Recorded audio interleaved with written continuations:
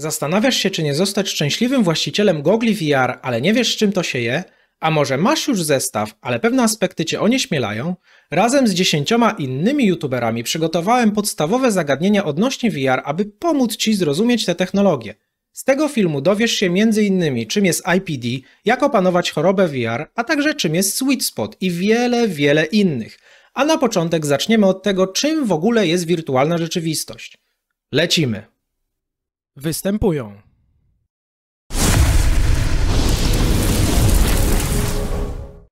Przypadły mi do omówienia dwa dość obszerne terminy. Pierwszym jest XR, w skład którego to wchodzi VR, AR oraz MR. XR to jest z angielska Extended Reality, pojęcie ogólne określające technologie, które pozwalają połączyć świat realny z tym wirtualnym i umożliwiające ich interakcję.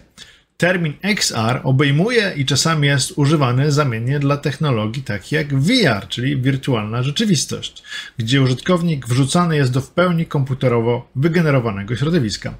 Dzięki tej technologii jesteśmy w stanie przeżywać realistyczne symulacje, będąc odciętymi jednocześnie od świata rzeczywistego. Wszystko to dzięki specjalnym goglom oraz kontrolerom. Jest to technologia wykorzystana głównie w celach rozrywkowych, takich jak gry, filmy czy aplikacje społecznościowe.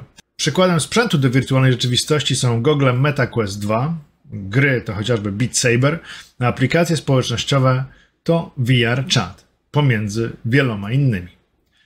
AR, czyli Augmented Reality, to rzeczywistość rozszerzona. Taka, która w odróżnieniu od VR nie odcina nas od świata, a poszerza świat realny o elementy generowane komputerowo.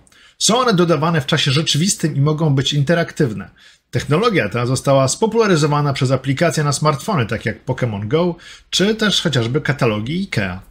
Istnieją także specjalne okulary, znacznie przystępniejsze niż gogle VR, które pozwalają się cieszyć tą technologią. Tutaj przykładem jest firma Tilt 5, oferująca całe zestawy wykorzystujące AR do gier planszowych czy sesji RPG. Poza nimi mamy też takie firmy jak Nreal i HTC. No i mamy też MR, czyli Mixed Reality, rzeczywistość mieszaną, technologię stojącą gdzieś pomiędzy VR-em i AR-em. Pozwala ona na interakcję w czasie rzeczywistym światów cyfrowego i realnego. MR pozwala na przykład na dodawanie wirtualnego przedmiotu na prawdziwym meblu. Technologia ta również wymaga osobnego sprzętu. Tutaj sztandarowym przykładem były gogle od Microsoftu z serii HoloLens. Sytuację na rynku ożywić mogą nadchodzące gogle Lynx R1. O ile VR jest łatwy do rozpoznania, to granica między AR i MR może być trudniejsza do zauważenia. Ta druga jest po prostu rozszerzeniem umożliwiającym interakcję między obiektami cyfrowymi a fizycznymi. Czym jest headset? Headset w odniesieniu do VR to nic innego jak gogle, które użytkownik montuje na głowie. Gogle składają się z dwóch części. HMD od Head Mounted Display z wyświetlaczem stereoskopowym, czyli zapewniającym osobny obraz dla każdego z oczu, oraz IMU, urządzenia umożliwiające m.in. śledzenie ruchów użytkownika. Poza tymi dwoma elementami headsety, gogle mają też moduł audio, a niektóre moduł śledzenia gałek ocznych. Pierwsze headsety VR zaczęły się pojawiać jako prototypy już w latach 50., ale tak naprawdę dopiero w latach 90. pojawiły się modele konsumenckie, które jednak nie cieszyły się popularnością, gdyż ta przyszła dopiero w roku 2016, tak naprawdę wraz z premierą gogli Oculus Rift oraz pierwszego PlayStation VR. Wyróżniamy dwa główne rodzaje VR-owych gogli. Pierwsze to kablowe, z angielska tethered, takie, które do działania wymagają peceta lub konsoli i są do nich podłączone osobnym okablowaniem. Przykładami takich headsetów są PlayStation VR pierwszy i drugi, czy chociażby Valve Index. Drugi rodzaj gogli to gogle samodzielne, autonomiczne, czyli z angielska standalone albo all-in-one, takie, które nie wymagają żadnych dodatkowych urządzeń do działania. Zawierają już w sobie wszystkie komponenty niezbędne do zanurzenia się w wirtualną rzeczywistość. Sztandarowym przykładem takiego headsetu jest MetaQuest 2. Zaletą takich urządzeń jest przystępność i duża swoboda ruchów, a główną wadą mniejsza moc, czyli niższej jakości doświadczenia wirtualne. Dochodzi do tego uzależnienie ich od baterii. Są także gogle, w których umieszczamy telefony, takie jak Gear VR, czy też tak zwany Cardboard VR, ale one dostarczają raczej niskiej jakości doświadczeń i zostały w zasadzie porzucone. FreeDOF i 6DOF. Co to w ogóle jest? DOF, czyli Degrees of Freedom, a po polsku stopnie swobody. Jeszcze prościej tłumacząc, to sposób, w jaki obiekt albo my możemy poruszać się w przestrzeni. Jeśli chodzi o VR, to rozróżniamy dwie kategorie: FreeDOF i 6DOF. FreeDOF oznacza, że śledzone są tylko ruchy obrotowe. Obracanie się w lewo-prawo, patrzenie w górę lub w dół, a także odchylanie się w lewą lub prawą stronę. Wszystkie te ruchy odbywają się, gdy stoimy w miejscu. Sposób ten jest najczęściej spotykany przy filmach sferycznych. Jeśli chodzi o gogle VR, to obecnie już się tego nie spotyka. Chyba że mówimy o prostych goglach, które z tego korzystały, np. Oculus Go i Gear VR. Ewentualnie proste gogle, do których wkładało się telefon komórkowy. Cała interakcja ogranicza się do stania lub siedzenia w jednym miejscu bez żadnego chodzenia. 6DOF to już poruszanie się we wszystkich osiach, czyli przód, tył, lewo, prawo, a także góra i dół. Dodatkowo śledzenie obracania się, jak i pozycji całego ciała. Pozwala to dużo bardziej doświadczyć wirtualną rzeczywistość. Wszystkie obecnie produkowane gogle VR obsługują tą technologię. 6 stopni swobody VR może być osiągnięte poprzez kamerę wbudowane w gogle albo dzięki specjalnym urządzeniom zewnętrznym, tzw. latarniom. Servus. Opowiem Wam co nieco o imersji.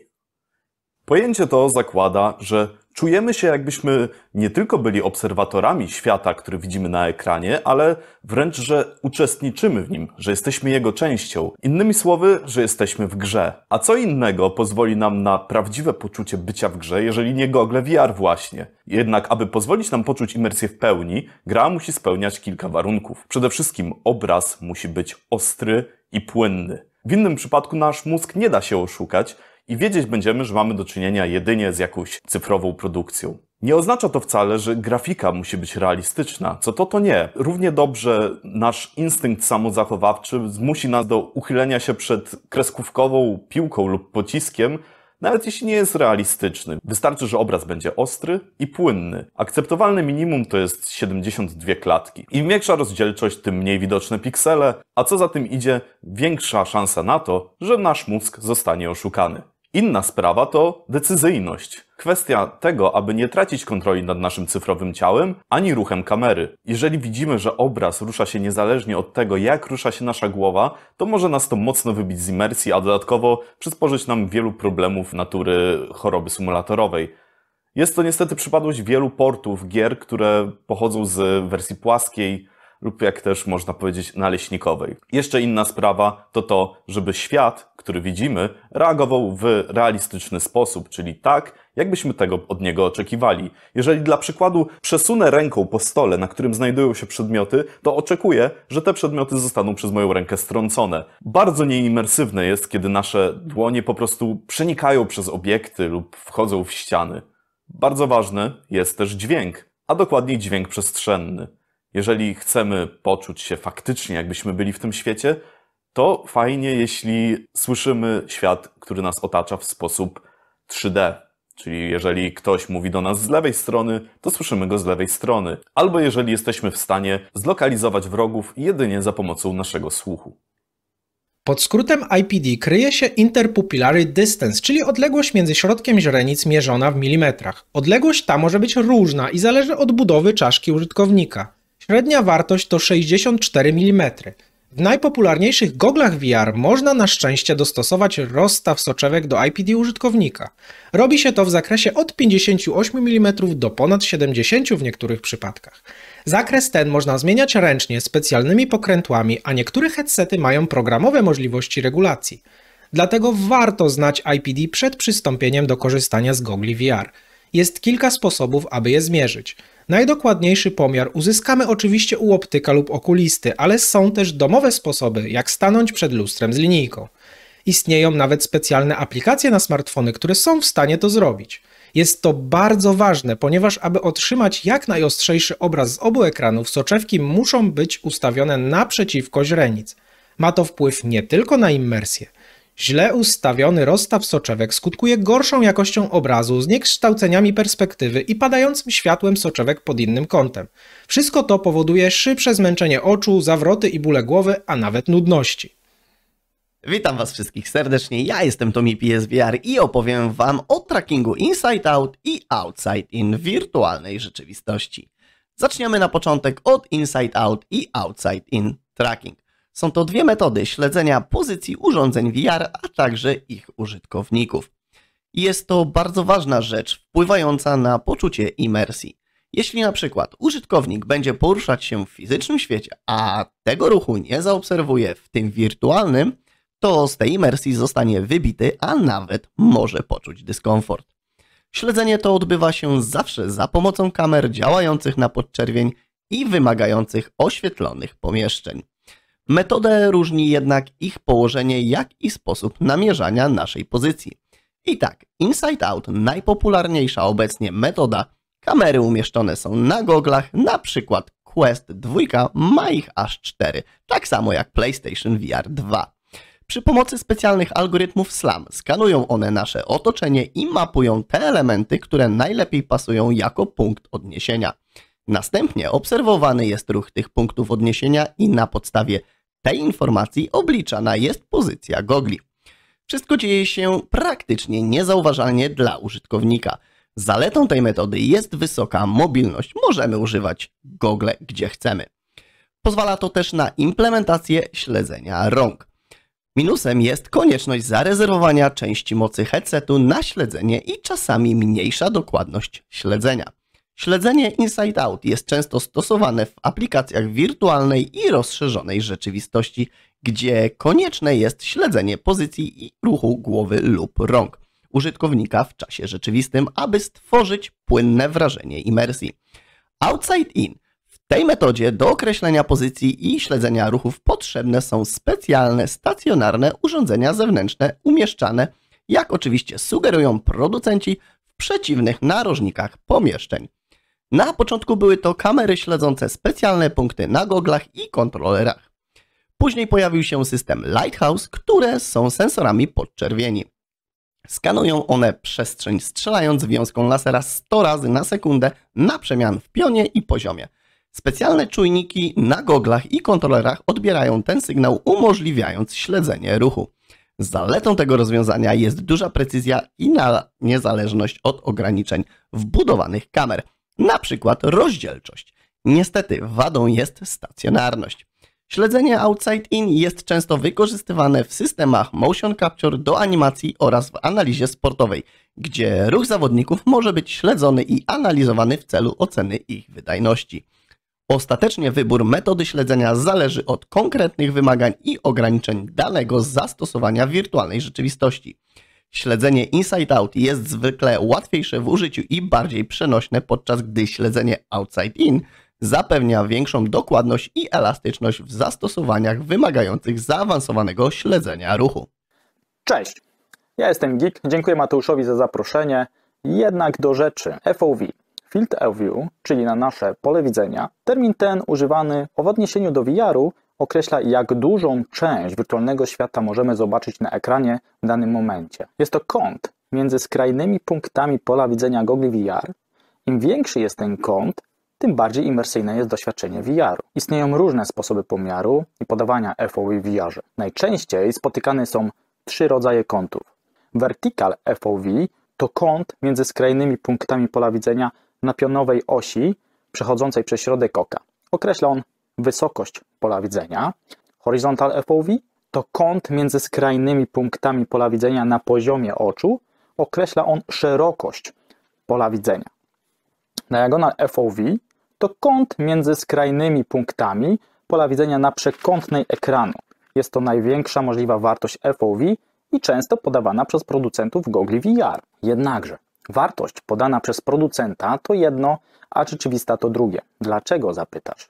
Ponieważ FOV w VR-ze zależy od wielu czynników, takich jak wielkość i kształt soczewek w goglach, odległość i pozycja soczewek względem oczu, co przekłada się na takie elementy jak kwestia tego, czy nosimy okulary korekcyjne, jaka jest nasza głębokość osadzenia oczu w oczodołach oraz na przykład odległość między źrenicami naszych oczu, czyli omawiane wcześniej IPD. Dlatego FOV w VR-ze może być różny dla każdego użytkownika, nawet przy tych samych goglach. W rzeczywistości ludzkie pole widzenia wynosi około 180 stopni na wysokość i około 135 stopni na szerokość. Obecnie żaden zestaw VR nie osiągnął jeszcze takiego poziomu imersji. Obiecuje nam to firma Pimax ze swoimi goglami Pimax Reality 12K i nie powiem, sam chętnie sprawdziłbym to na własne oczy. Inne popularne zestawy VR mają niższe wartości FOV. Obecnie musimy liczyć się z wartościami plus minus na poziomie 90-110 stopni. Przy wyborze własnego zestawu VR FOV jest jednym z ważniejszych parametrów, ponieważ wpływa na jakość i realizm doświadczeń wirtualnej rzeczywistości.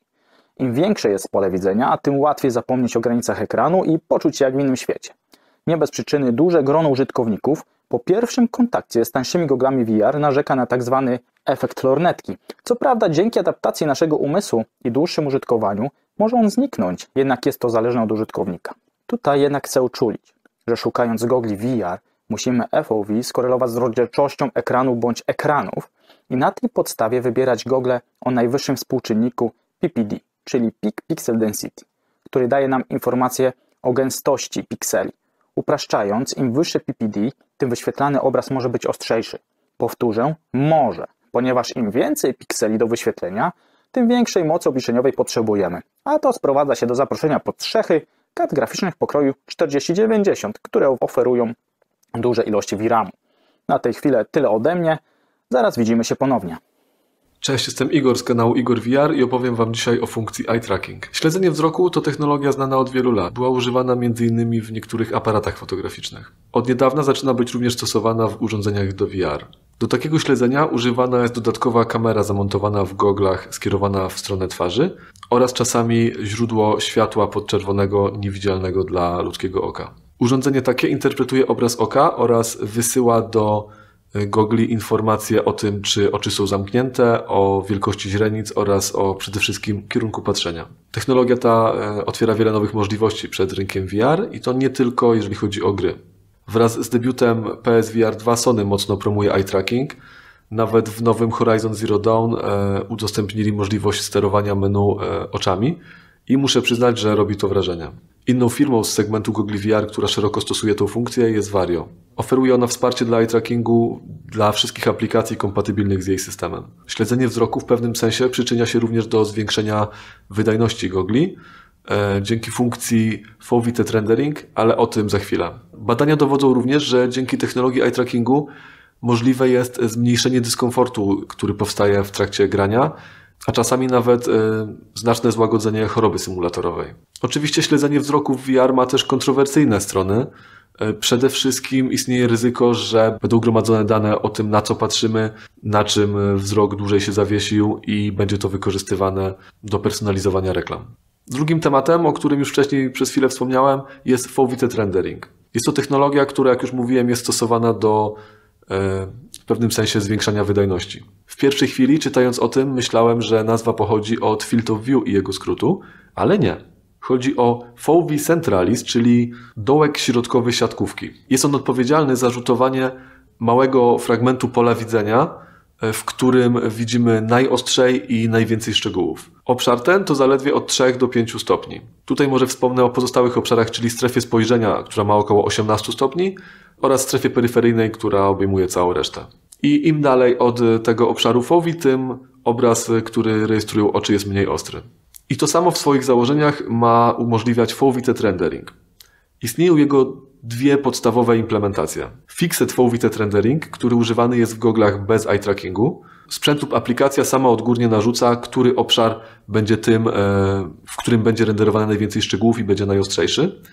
Zwykle jest to centrum. Obszar taki jednak musi być dość spory, przez co nie jest to optymalne rozwiązanie. Technologię taką można używać na przykład w Questie 2. Drugim rodzajem jest Dynamic Foveated Rendering i jest on ściśle powiązany z technologią eye trackingu.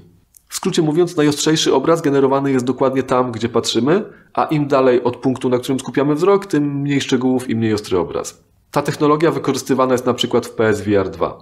Dzięki temu, że jest to dynamiczne, obszar z największą ilością szczegółów może być mniejszy. Technologia Foveated Rendering pozwala zaoszczędzić sporo zasobów dzięki temu, że w najwyższej rozdzielczości i z największą ilością szczegółów jedynie niewielki wycinek obrazu musi być renderowany i maksymalnie można nawet uzyskać do 70% zwiększenia wydajności. Jest to już naprawdę fajny wynik, który może bardzo zauważalnie wpłynąć na przykład na ilość klatek. I to tyle z mojej strony. Dzięki, cześć. Tryb pastru to obecnie coraz częściej wykorzystywana technologia we współczesnych goglach VR. Dzięki niej mamy możliwość spojrzenia na to, co znajduje się w naszym otoczeniu, prawdziwym. Dzieje się to dzięki kamerom zewnętrznym i jest to pierwsza rzecz, którą widzimy na przykład podczas tego, gdy zakładamy gogle typu Quest lub PlayStation VR 2, ponieważ zmuszeni jesteśmy do wyznaczenia naszej bezpiecznej granicy. Dzięki temu, że kamery zewnętrzne pokazują nasz świat zewnętrzny, możemy na przykład szybko przełączyć się do tego trybu. W przypadku Questa jest to stuknięcie 2 razy w bok i możemy przenieść się z powrotem do świata realnego, aby na przykład zobaczyć, czy nasz kot czegoś nie zbroił. Nie musimy wcale do tego ściągać gogli. Jeszcze inne zastosowanie trybu pastru to jest tak zwana rozszerzona czy też mieszana rzeczywistość, o której mówił więcej Rysław. Niektóre gry wykorzystują tryb pastru, aby umieszczać elementy z gry w naszej prawdziwej przestrzeni. Gry oferujące taki tryb to np. Unplugged, Cubism albo Puzzling Places. Nowe gogle VR posiadać będą kolorowy tryb pastru, wysokiej jakości, pozwalający np. na sprawdzenie powiadomień na telefonie. Współcześnie obraz ten jest zazwyczaj czarno-biały i nieco zniekształcony. Systemy wyznaczania granic lub pola gry służą temu, aby użytkownik gogli nie wlazł w otaczającego przedmiotu oraz ściany, albo nie potknął się o coś i nie rozbił sobie tego swojego nieuważnego pyska, albo co gorsza gogli. Owe systemy mają różne nazwy. Valve nazywa swój Chaperone, a w MetaQuest nosi to nazwę Guardian. Wszystkie gogle mają takie systemy i chociaż różnią się one między sobą, ich działanie jest zbliżone. Co oczywiste, użytkownik gogli nie widzi świata rzeczywistego. Dzięki wspomnianym systemom można wyznaczyć przestrzeń bezpiecznej gry i poruszać się w niej bez zagrożenia, że wlezie się na meble lub ściany. W czasach HTC Vive takie pole gry wyznaczało się trzymając kontrolery w kilku punktach pomieszczenia i system uznawał te punkty za rogi prostokąta, w którym będziemy się poruszać. Dzisiaj, kiedy większość gogli ma zewnętrzne kamery, wystarczy narysować na podłodze bezpieczny obszar przy pomocy kontrolera, patrząc w goglach na otoczenie dzięki kamerom. Podczas grania możemy poruszać się po wyznaczonej przestrzeni, a kiedy zbliżymy się do jej granic, na widziany obraz nakładana jest jakaś wizualizacja owej granicy, najczęściej w postaci pokrytej siatką ściany. Jeśli opuścimy bezpieczny obszar, w goglach wyświetli się obraz z kamer, aby pokazać nam, gdzie jesteśmy w rzeczywistym świecie i tym sposobem zapytać nas, gdzie leziesz, melepeto. Niektóre z tych systemów są dodatkowo rozszerzane, na przykład w goglach MetaQuest można włączyć opcję, aby wszelkie obiekty wyższe niż poziom podłogi pojawiające się w polu gry były wyświetlane w postaci delikatnych obrysów nałożonych na obraz gry. Dzięki temu można zobaczyć w goglach psa albo kota, który w samobójczych zapędach pałęta się użytkownikowi pod nogami. Systemy wyznaczania granic zwykle mogą działać w różnych trybach. Jeśli gramy na siedząco, to są one w zasadzie nieaktywne. W trybie stojącym automatycznie wyznaczany jest mały obszar, np. metr na metr, którego nie należy opuszczać. Właściwe działanie systemów ujawnia się w tak zwanym trybie room scale, kiedy to wykorzystujemy większą przestrzeń mieszkania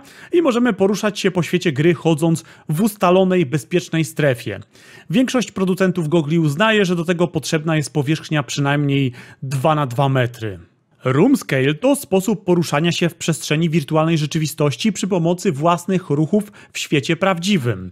Użytkownik chodzi po pomieszczeniu, w którym gra i w ten sposób przemieszcza się też w świecie gry. Pojęcie to jest ściśle powiązane z technologiami śledzenia ruchów użytkownika, a także z pojęciem 6DoF, 6 stopniami swobody w poruszaniu się. Dziś większość gogli wspiera tryb Room Scale. Po wydzieleniu bezpiecznego pola gry przy pomocy systemu Guardian, Chaperone i tym podobnych możemy cieszyć się tym doświadczeniem w wyznaczonej przestrzeni. Wadą tego rozwiązania jest to, że wymaga ono sporo miejsca w pomieszczeniu, w którym gramy, aby miało to jakikolwiek sens.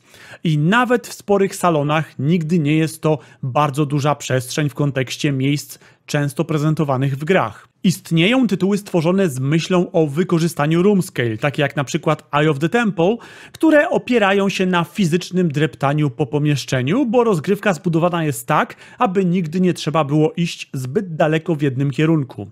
Niemniej room scale ma też zastosowanie w innych grach, nawet takich, w których poruszamy się przy pomocy analoga na kontrolerze. Na przykład można fizycznie wychodzić zza rogów w strzelance typu Pawlow lub Onward, aby oddać strzał i szybko się schować. Zaletą room scale jest na pewno większa imersja, bo nie tylko rozglądamy się i manipulujemy rękoma, ale i faktycznie chodzimy w grze, chodząc w prawdziwym świecie. Jeśli dana produkcja w pełni opiera ruch na room scale, to jest też bezpieczna z punktu widzenia choroby symulatorowej, bo mózg nie doświadcza dysonansu związanego z tym, że w goglach widzimy ruch, którego nie odczuwamy fizycznie. Tutaj ruch prawdziwy łączy się z wirtualnym. No i grając w room scale nie jesteśmy nieruchawą siedzącą bułą. Zdrowie i aktywność fizyczna. Tryby poruszania się w wirtualnej rzeczywistości, inaczej mówiąc lokomocja VR. To jeden z głównych czynników czyniących VR wyjątkowym. Czy wiecie, że istnieje ponad 100 sposobów poruszania się w VR? Na potrzeby tego materiału opiszę tylko kilka z nich, dzieląc je na dwie kategorie: swobodne oraz teleportację. Zademonstruję je na podstawie gry Half-Life Alyx. Teleportacja to jeden z najpopularniejszych sposobów. Jak sama nazwa wskazuje, pozwala szybko przenieść się w wirtualnym środowisku na odległość. Wskazujemy kontrolem miejsce, do którego chcemy iść, a potem następuje teleportacja.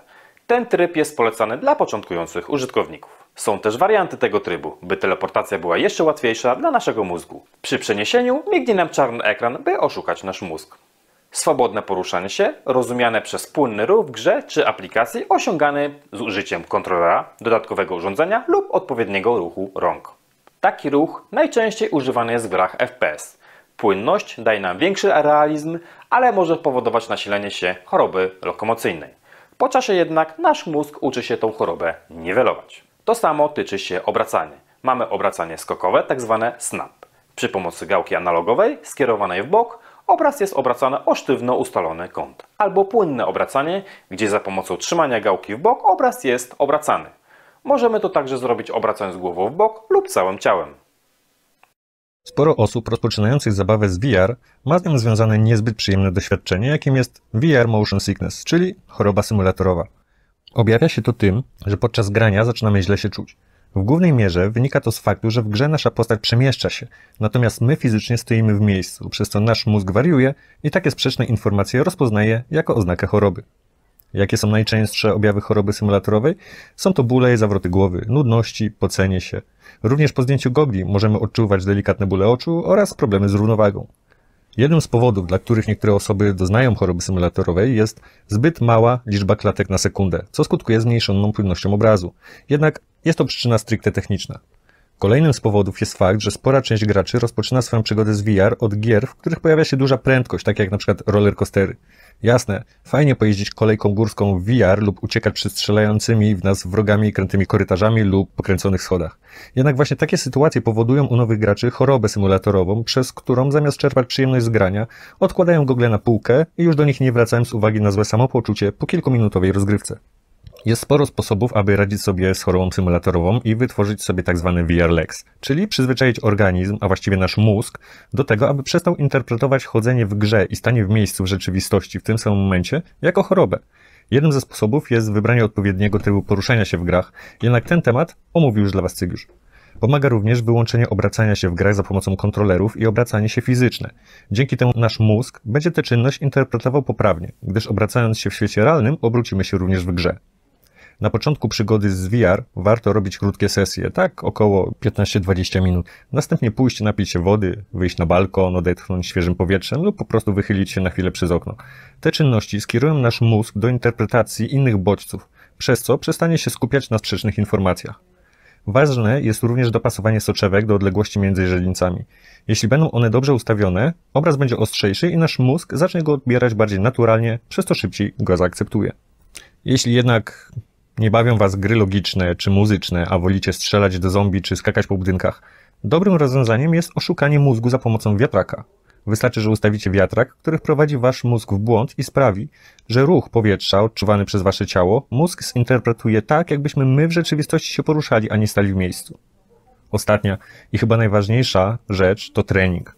O ile na początku może ciężko jest to sobie wyobrazić, szczególnie gdy po kilku minutach zaczynamy odczuwać dyskomfort, jednak stopniowo, wydłużając sesję w VR, przyzwyczajamy nasz mózg do nowych doznań, nowych sytuacji, dzięki czemu przestaje on je błędnie interpretować. Tak jak z jazdą na rowerze, na początku każdy upada i to nie raz, nie dwa.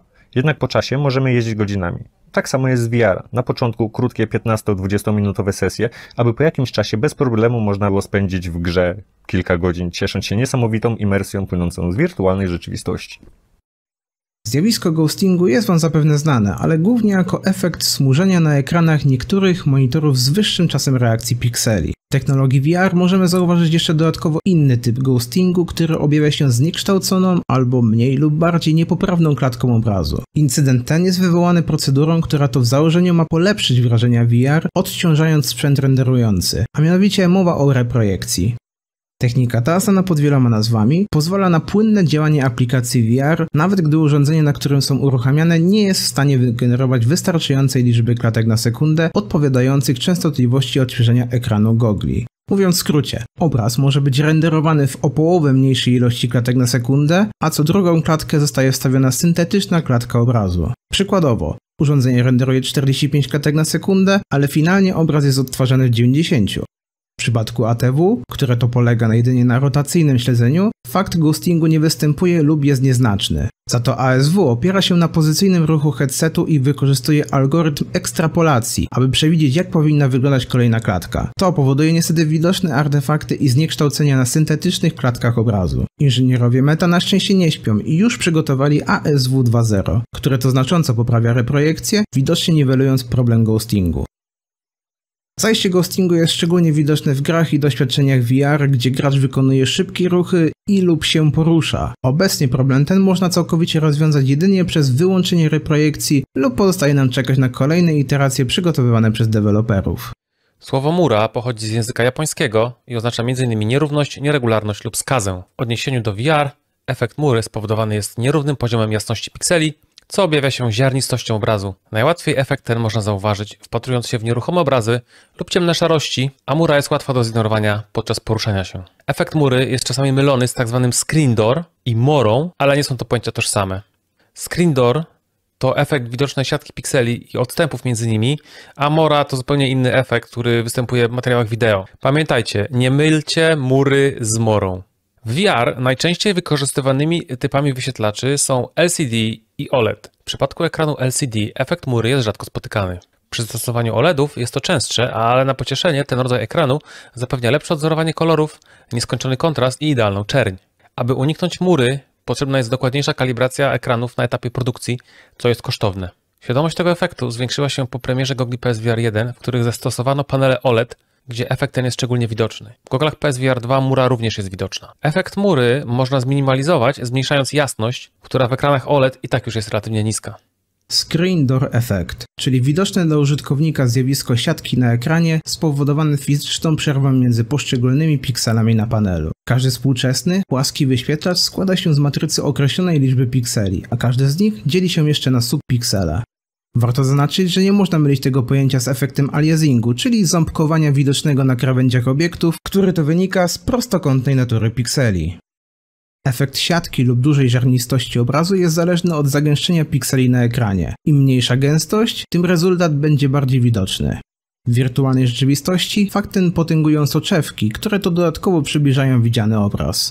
Co można z tym fantem zrobić? Od strony programowej i użytkownika praktycznie nic. Problem leży wyłącznie po stronie sprzętu. Jedną z podstawowych metod na wyeliminowanie problemu jest zastosowanie ekranów o większym PPI, to jest pixel per inch, czyli o większej ilości pikseli na cal wyświetlacza.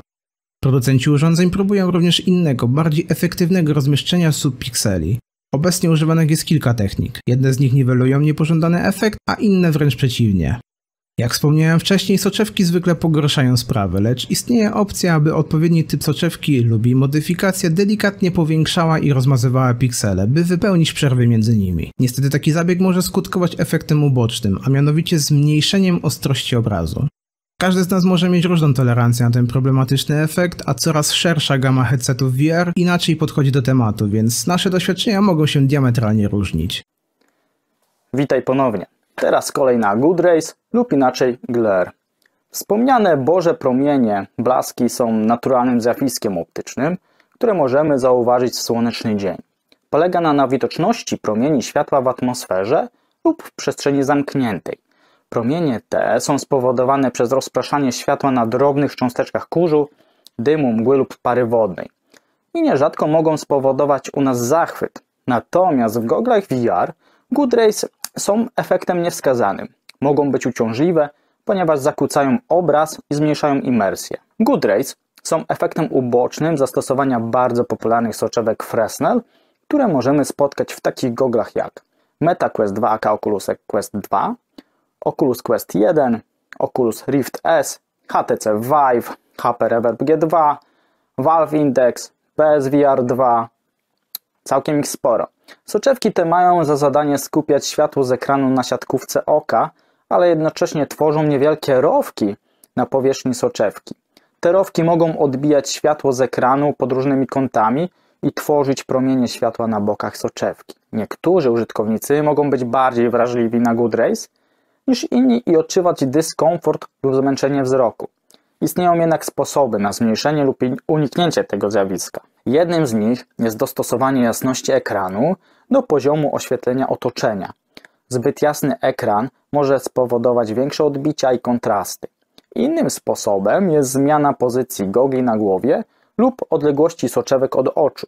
Może to pomóc w znalezieniu najlepszego ustawienia dla własnego pola widzenia i komfortu. Software'owo, czyli programowo od strony aplikacji lub sprzętu, można zastosować inne rozwiązania. Na przykład można użyć filtru antyaliasingowego, który wygładza krawędzie obiektów i zmniejsza ilość światła, która się odbija. W najnowszej generacji gogli od Sony PSVR 2 użyto starych soczewek Fresnela, ale zastosowano specjalną technologię, która pochłania nadmiarowe światło i redukuje good rays. Można też użyć innych typów soczewek niż Fresnela, które nie mają rowków i nie tworzą promieni światła. Zastosowanie nowszych soczewek typu Pancake praktycznie niweluje niniejsze zjawisko. Ode mnie to tyle. Trzymaj się i mam nadzieję, że jeszcze się zobaczymy. Sweet Spot Edge-to-Edge Clarity. Sweet Spot jest to obszar soczewki, naprzeciw którego musi znaleźć się źrenica użytkownika, aby podczas patrzenia prosto przed siebie wyświetlany obraz był najbardziej ostry i pozbawiony wizualnych zniekształceń. Obszar ten znajduje się w centrum soczewki i może być większy lub mniejszy w zależności od headsetu. Wielkość Sweet Spotu wpływa na to, do jakiego stopnia headset może przemieszczać się na głowie podczas szybkich ruchów. Gogle z małym sweet spotem wymagają niemal milimetrowej precyzji przy zakładaniu, a najmniejsze przemieszczanie się gogli na głowie spowoduje wypadnięcie ze sweet spota i rozmyty obraz. Czyli w praktyce gogle muszą bardzo mocno i ciasno przylegać do głowy, co może powodować dyskomfort. Przy dużym sweet spocie gogle mogą być luźniej zamontowane na głowie, co poprawia komfort użytkowania. Rozmiar sweet spota zależy też od odległości oczu od soczewek, na co wpływa m.in. kształt twarzy. W przeszłości termin sweet spot był też używany do określenia obszaru ostrego obrazu przy patrzeniu na boki poruszając oczami, ale obecnie używa się na to terminu edge-to-edge clarity. Jeśli gogle mają dobre edge-to-edge clarity, to obraz jest wyraźny i ostry nie tylko podczas patrzenia prosto przed siebie,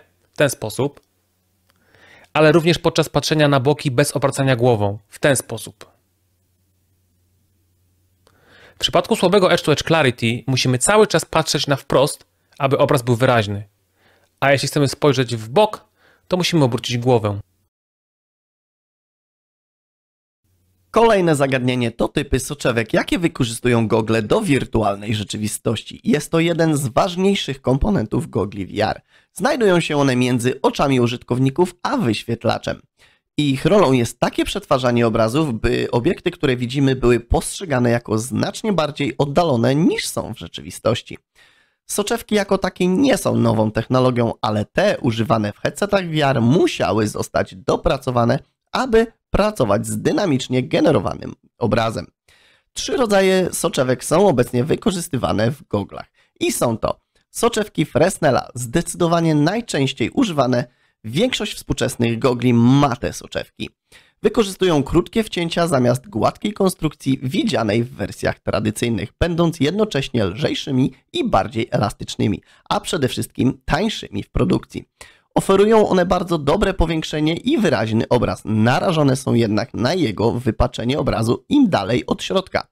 Poza VR były używane na przykład w latarniach morskich. Pancake naleśnikowe jak nazwa wskazuje, są płaskie, a przynajmniej ich zakrzywienie jest trudne do zobaczenia gołym okiem. Są one zdecydowanie mniejsze niż te Fresnela, lepiej przetwarzają obraz i eliminują efekt glare. Wadą jest dużo mniejsza przepuszczalność światła, co przyciemnia obraz. Obecnie soczewki naleśnikowe możemy zobaczyć w goglach Pico 4 i Meta Quest Pro, a w przyszłości mają je też mieć gogle Meta Quest 3. Poza VR są używane w aparatach fotograficznych. Asferyczne, używane obecnie tylko przez firmę Vario, produkującą drogie gogle z wyższej półki. Raczej niekonsumenckie. Soczewki te w działaniu najbardziej przypominają okulary. Są one wykonane z prawdziwego szkła, większe i cięższe od pozostałych omawianych rodzajów. Charakteryzują się one dużo szerszym sweet spotem. Soczewki hybrydowe to soczewki, które łączą w sobie właściwości soczewek sferycznych i asferycznych. Soczewki hybrydowe stosowane są w urządzeniach VR takich jak HP Raver G2. Soczewki zmiennoogniskowe to soczewki, które umożliwiają regulację ostrości w różnych częściach pola widzenia. Soczewki zmiennoogniskowe stosowane są w niektórych urządzeniach VR takich jak Pimax 8KX.